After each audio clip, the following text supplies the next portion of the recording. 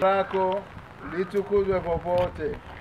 Wabariki hawa wanao waliojitayarisha na kutayarisha eneo hili kwa ajili ya kujengea kanisa kwa njia ya zawadi waliotoa kwa kazi iliyofanyika kwa umoja wa moyo na furaha ya roho. Wanashiriki leo hii hayo tuliyoyaanza. Basi wajalie wote watakaoshiriki ibada ya kumwabudu Yesu masaa 24 waadhimishe kwa umoja huo na furaha hiyo hapo baadaye mafumbo matakatifu katika hekalu lako, hatimaye wakusifu huko mbinguni bila mwisho. Naomba hayo kwa njia ya Kristo Bwana wetu. Amen.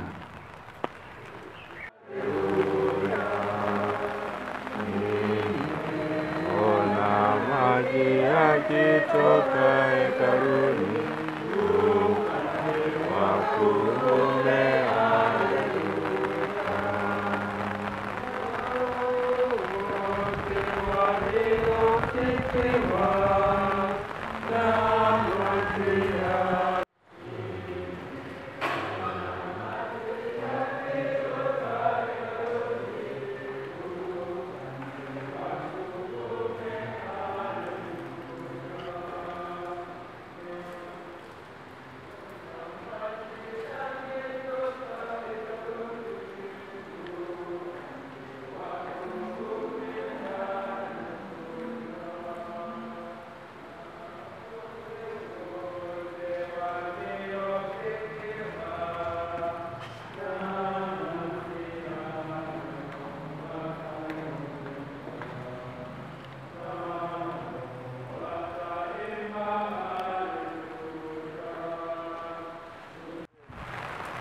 tutasema Bwana ulibariki na kulihifadhi kanisa lako.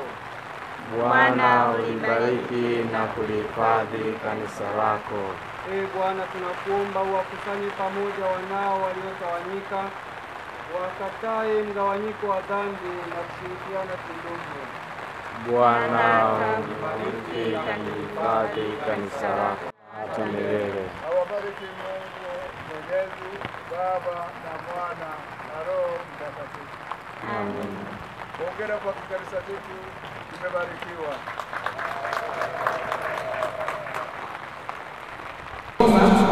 Risala ya shukrani kwa Mwashamu Baba Askofu katika uzinduzi wa kanisa la kuabudu Yesu wa Ekaristi Daima tarehe 18 mwezi wa 4 2020. Kristo Mwashamu Baba Askofu, kwanza kabisa tunamshukuru Mungu kwa mema mengi anayotujalia kimwili na kiroho katika parokia yetu, vigango, jumuiya ndogo ndogo za Kristo na familia kwa ujumla. Mwashamu Baba Askofu, kwa namna ya pekee tunakushukuru kwa kuacha kazi nyingi na kuja kubariki na kutuzindulia kanisa la kuabudu Yesu wa Ekaristi Daima. Baba, tunasema asante sana.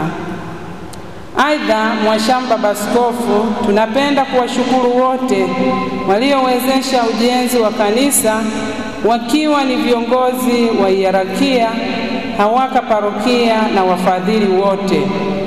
Pia kwa namna ya pekee tunamshukuru Bi Demetria Komgisha kwa majitoleo yake na mchango wake mkubwa katika kufanikisha ujenzi wa kanisa la kuabudu Yesu wa Ekaristi Daima. Mwashamu Baba Askofu, pamoja na shukrani zetu, matarajio yetu ya kiroho kutokana na ibada za kuabudu daima ni kuongezeka kwa imani, ongezeko la waamini na kujiweka karibu na Yesu wa Ekaristi. Mwisho, tunapenda kuwahimiza waamini wajitokeze kutumia fursa hiyo ya kuabudu Yesu wa Ekaristi Daima. Baba, tunaomba upokee zawadi yetu hii ndogo. Ni sisi kamati tendaji ya waka parokia ya Bukoba. Kristo tumaini. Mungu ni mwema na kila wakati.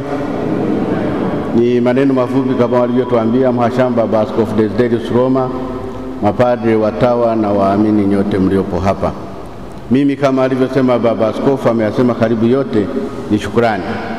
Shukrani kwa Mungu ambaye amewezesha kutuba kijikanisa hiki, kwa sababu hakuna kitu kizuri kama kuweza kuwa na mahala ambapo watu wanaweza wakakaa wakaabudu. Mtu anapoweza akawa ameshikwa akaweza kufikia na kuweza kumtolea Mungu moja kwa moja wa Ekaristi Takatifu yale maombi yake.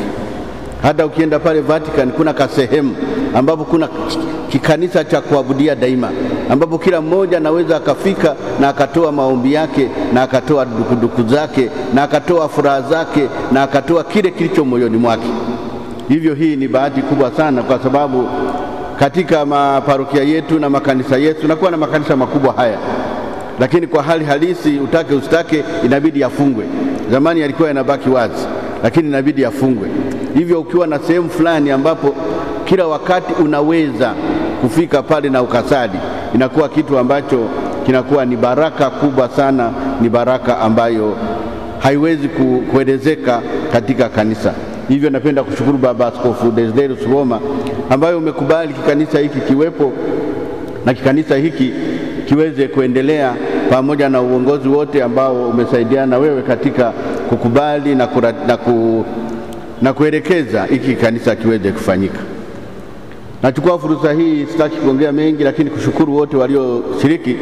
Kwa namna ya pekee lazima nikushukuru Demetria Komgisha, wengi wamekushukuru, na mimi lazima nikushukuru. Bahati nzuri nimefuatilia toka mwanzo mpaka sasa hivi. Najua changamoto kubwa nyingi sana ambazo umezipata. Hakuna kitu cha Mungu, nilikwambia kila wakati, kisichokuwa na changamoto. Lakini kama Mungu alivyosema Mtakatifu Paulo, kama Mungu yuko pamoja nawe, nani anaweza kuwa kinyume chako? Hata iwe njaa, iwe shida, iwe ukata, iwe kila kitu, lakini Mungu atawezesha. Na kwa kweli Mungu amewezesha, na tunamshukuru Mwenyezi Mungu. Na pamoja nawe napenda kumshukuru kwa namna ya pekee Father Faustini Kamwabwa. Najua alikuwa bega na wewe, mmepanga pamoja. Yeye ndiye alisukuma na akakupa moyo ili uweze kuanza na kukupa ile mwanzoni pale, kwa sababu kila mara kila kitu kina ukakasi wake, lakini yeye alikuwa kila mara pamoja nawe. Na nadhani kule Roma alipo, sala tunazosali na yeye zitaweza kumsaidia ili kwa pamoja muweze kufaidi katika yale yote yatakayo yanasaliwa katika kikanisa hicho. Hivyo hiyo ndio jambo langu kubwa sana ambao napenda kushukuru, na wale wengine waliokuja kuchangia kimoja kimoja, kwa sababu nakumbuka hata kwa namna ya pekee na kushukuru kwa ubunifu, kwa sababu nakumbuka kila katu kadogo chukua tu, ulikuwa unakafanyia kazi, unakatafutia kaweje. Hivyo kwa kweli hiyo ni kipaji ambacho Mungu amekupa na ambacho umekitumia, na umekitumia mahali pazuri zaidi kuliko mahali pengine popote pale ambapo ungeweza kukitumia. Ungeweza kukitumia nyumbani kwako, ungeweza kujenga hoteli, ungeweza kujenga kitu kingine chochote kile, lakini umeweka kitu ambacho sio chako na wala hauna umiliki nacho, lakini umiliki wako ni mkubwa zaidi katika ufalme wa Mungu. Na hiyo inapendeza kwa sababu ikieleweka kwamba hata na mazingira ya nje yote ya hapa kanisani ni wewe uliabuni, hivyo ulipokiweka hiki ulikiweka katika mwelekeo wa mazingira mazima ya kanisa kuu hili tunalokuwa nalo, na natumaini hiyo itawapa na wengine moyo tunapokuwa na kitu kingine cha kuweza kusaidia kusali, kwa sababu kanisa, shughuli ya kanisa hapa tulionayo ni kusali, kuja kwa Mungu. Hivyo kila kitu tunachokiweka kwa ajili ya kusali ndio chenyewe kinachotusaidia, ndio chenyewe kinachotusaidia. Mengine yote uzuri nini haisaidii kitu. Mahoteli ni mazuri, mambo mengine yote ni mazuri, lakini muhimu sana ni kile kinachotufanya kitupeleke kwa Mungu na tuwe karibu na Mungu. Hivyo napenda kuwashukuru wote pamoja na baba paroko, Father Deodatus na wengine waliokutangulia, na wewe kuweza kuingia katika hii. Sasa mpira huko kwako kuhakikisha hiki kikanisa kila mara kina mtu anayeweza kusali pale, kuwa na mtu ambaye anaweza kusali pale, ili tuseme kweli hapa ni kanisa la kuabudia daima. Nimshukuru na Father Thomas Tibainuguka ambaye amekuwa ndiye mtume wa ibada ya vikanisa vya kusalia daima, na hapa najua na yeye alikuwa anakutia moyo kila wakati katika kazi uliyokuwa umeifanya. Ni mzee wangu hakuweza labda kufika, lakini bado tuko pamoja naye, na nikimwambia nitakwenda kumwambia kwa kweli, nitakwenda kumpongeza kwa niaba yetu sisi sote kwamba kwa kweli kazi anayoifanya ni kazi ambayo ni nzuri na ambayo itapeleka watu wengi kwa Mungu, na hasa kwa namna ya pekee kimefunguliwa. Baba Askofu, na kushukuru umekifunguliwa katika wakati mwafaka, ambapo tuko katika janga, ambapo tuko katika shida, ambapo tuko katika masumbuko. Sasa hakuna mahali pengine pa kupeleka masumbuko yale isipokuwa kwa Yesu wa Ekaristi Takatifu. Asante sana, Mungu Mwenyezi awabariki.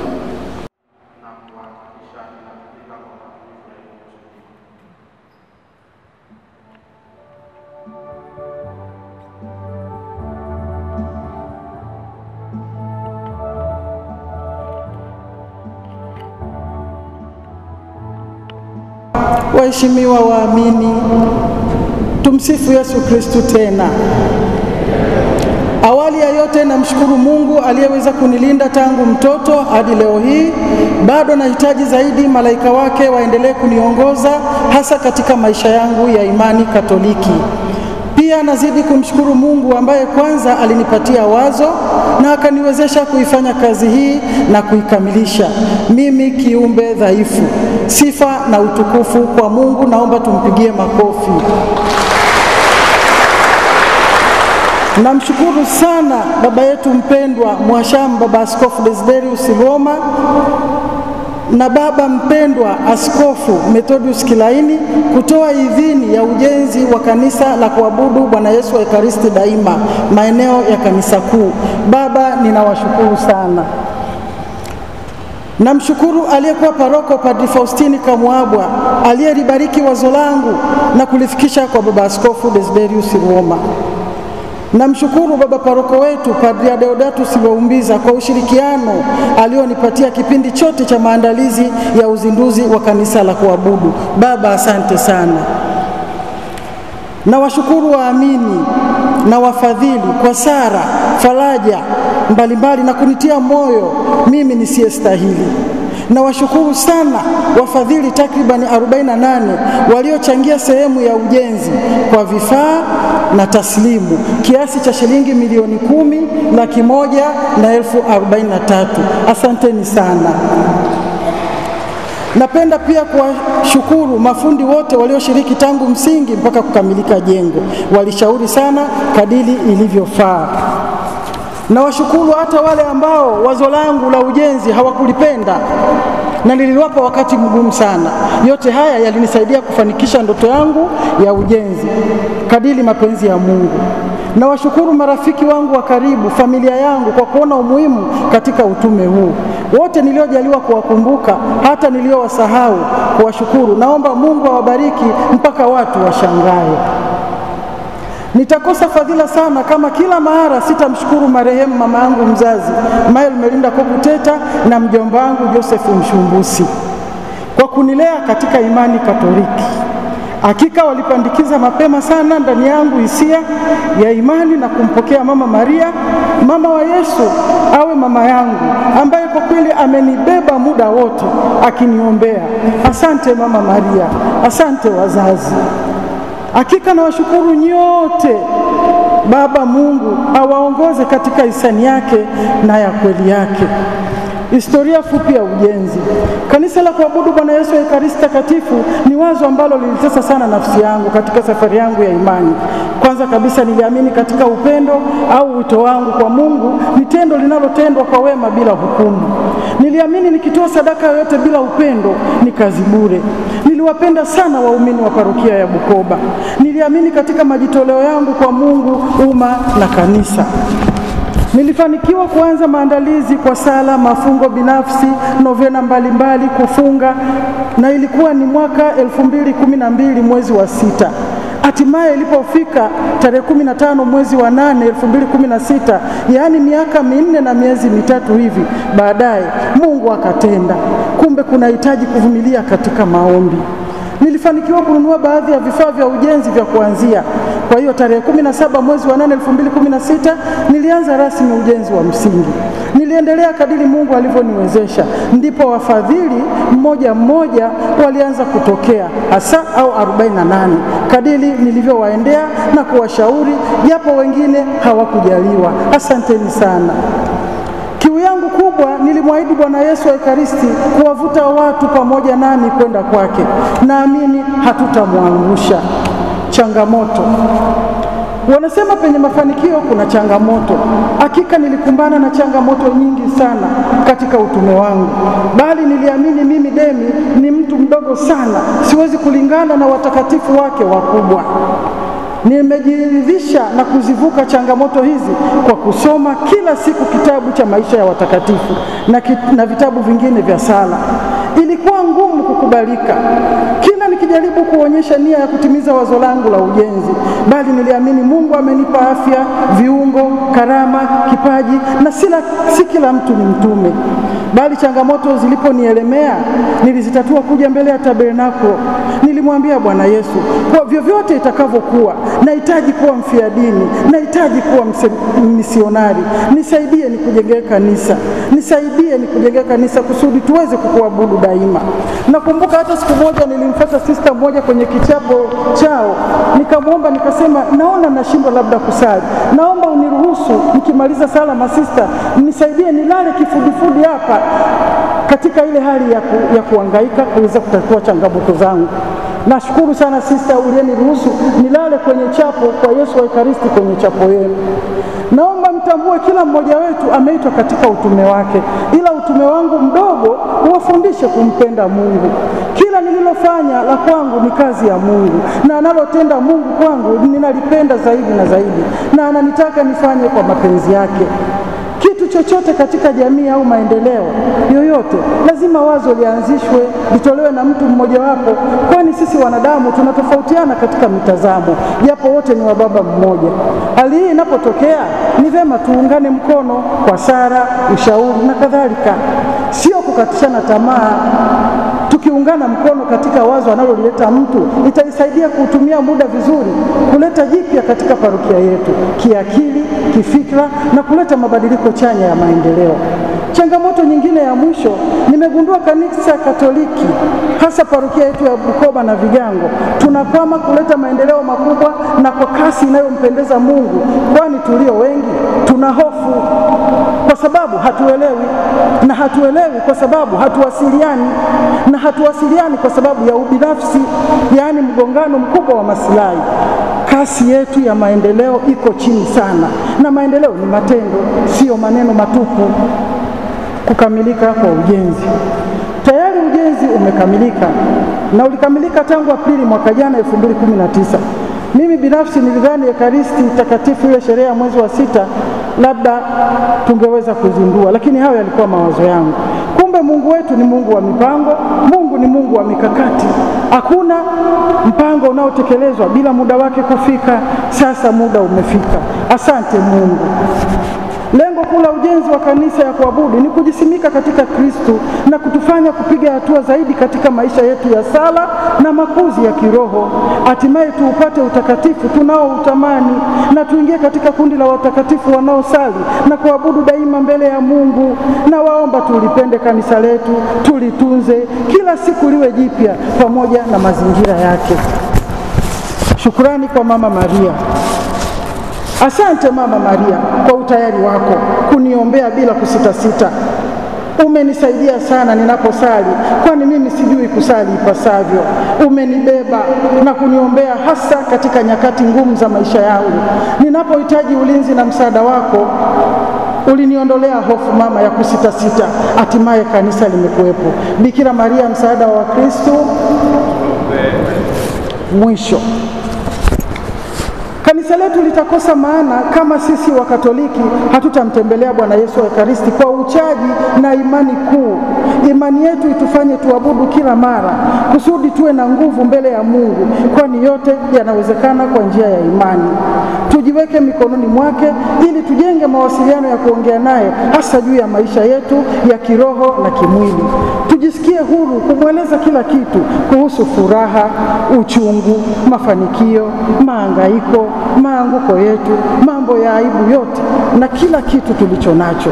Hakuna njia nyingine nzuri zaidi ya kumshawishi Bwana Yesu wa Ekaristi, zaidi ya kumtembelea. Tutaona umuhimu wa kufanya mapinduzi ya ndani ya kuongoka na kubadilika.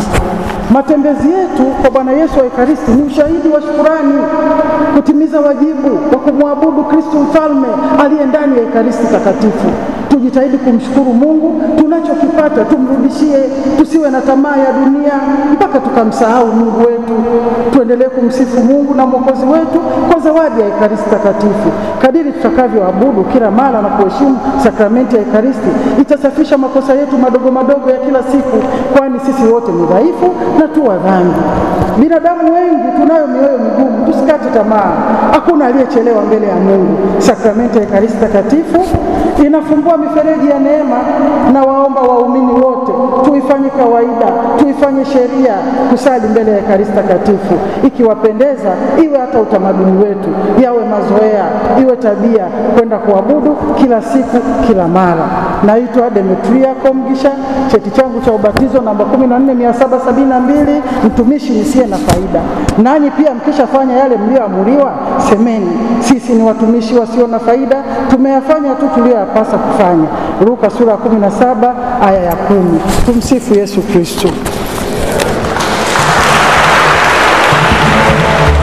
Sisi kama parokia ya Bukoba tunakiri kwamba kitendo alichokitenda Bi Demetria Komgisha ni kitendo cha kishujaa, ni kitendo cha ujasiri wa imani, na kama ambavyo tunawaombea watu wanaonesha tabia za namna hiyo kupata tuzo, sisi tunatangulia kumpa tuzo ya kutambua mchango wake kama muumini, na tuzo yetu inaambatana na ombi kwa Mungu kwamba tuwe na waamini wengi wa namna hii katika parokia yetu, wenye uwezo wa kujitoa na utashi wa kujitolea kwa maslahi ya kanisa na uendelevu wa imani.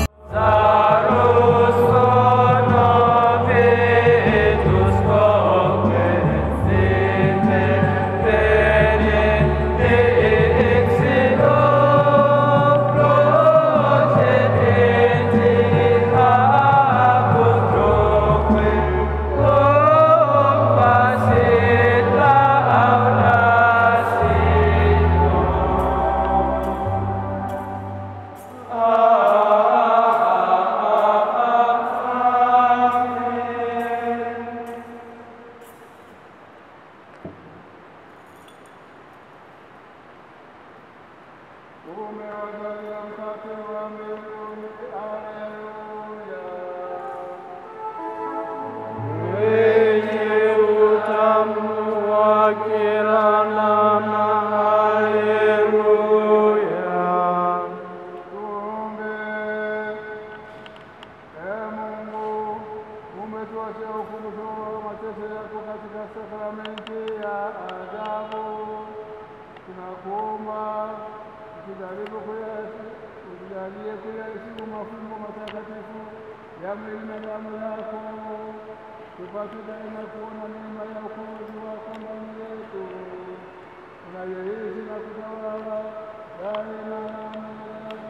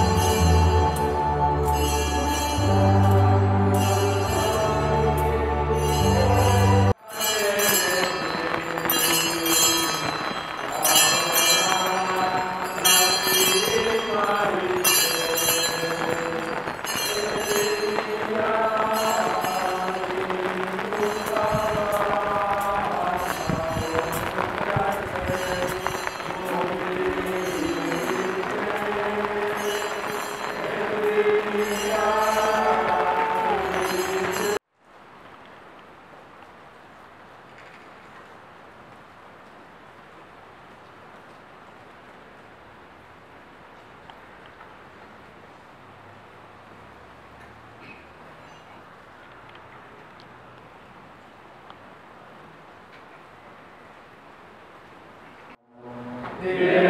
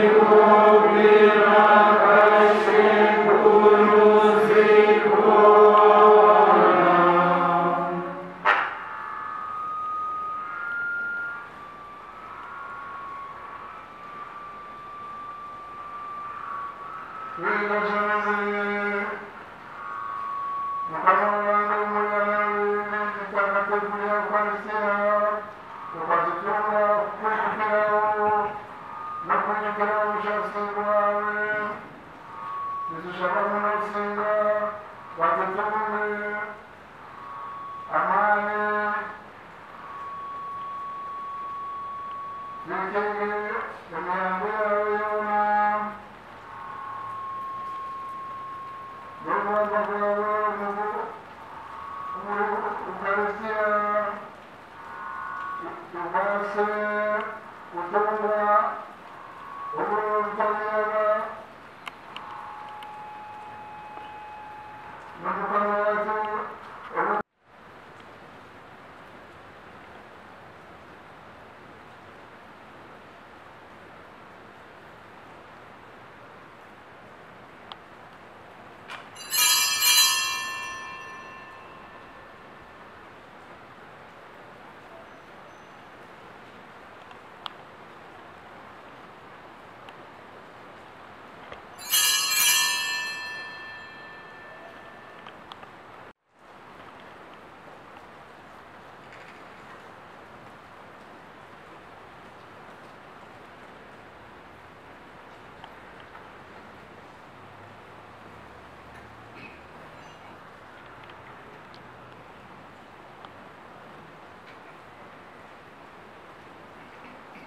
Amen.